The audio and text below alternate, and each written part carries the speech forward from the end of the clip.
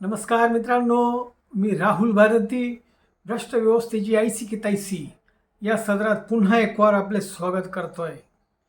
मित्रांनो, सध्या राज्यात दोनच विषयांवर उहापोह होतोय. एक म्हणजे सनदी अधिकारी श्रीयुत तुकाराम मुंढे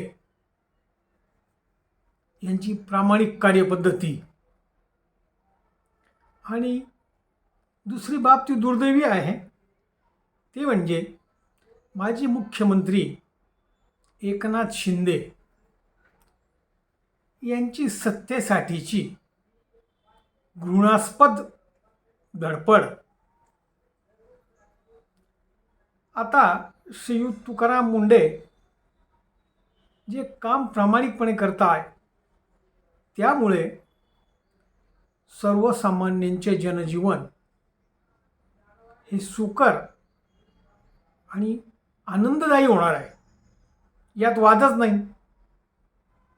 आजपर्यंत आपण जे भेसळयुक्त पदार्थ खात होतो, नाईलाजाने का होईना, कारण यांच्यावर ज्यांचे नियंत्रण असते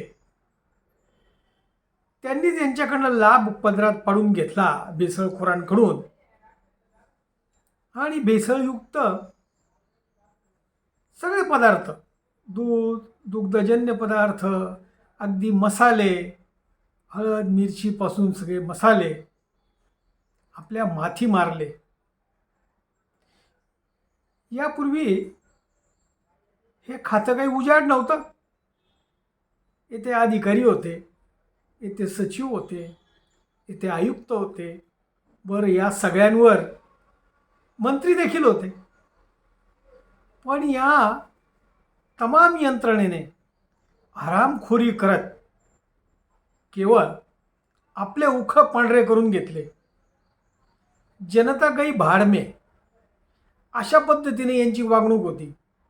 मात्र या खात्यावर सचिव म्हणून जेव्हा श्रीयुत मुंडे साहेबांनी मांड ठोकली, सगळे बसळखोर बिळात गेले. अर्थात काही अजूनही शिल्लक आहेत, पण सन्माननीय देवाभाऊंनी मुंडे साहेबांना या खात्याचे सचिव करून जे काही एका दगडात अनेक पक्षी मारले आहेत, त्यात महत्त्वाचं एक असं होतं की सर्वसामान्यांना भेसळमुक्त असं अन्न खाता येईल. बाकी तर सगळ्या राजकीय गोष्टी आहेत, त्याही करणे गरजेचे आहेत.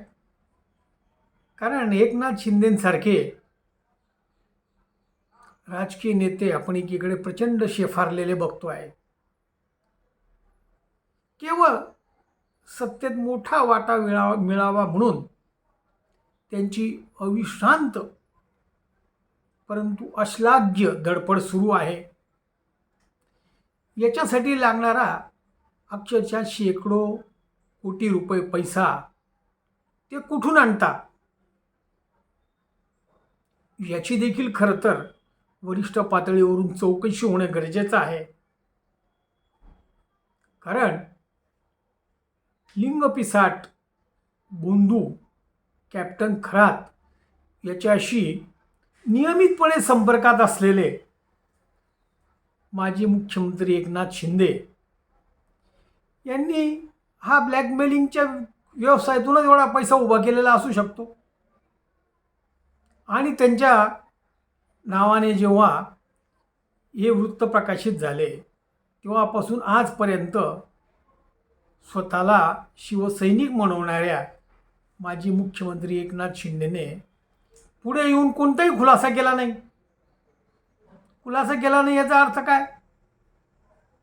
तुम्ही लिंगपिसाट बोंधू खराचे साथीदार होते, मित्र होते आणि आहात.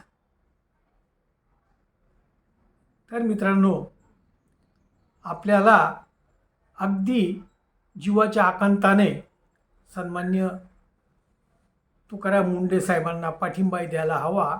त्याच वेळेस एकनाथ शिंदे सारख्या प्रवृत्तीला जमिनीत खोलवर गाडायसाठी आपण जनभावना तयार करायला हव्यात. मित्रांनो, एवढे बोलून येथेच थांबतो. जय हिंद, जय महाराष्ट्र.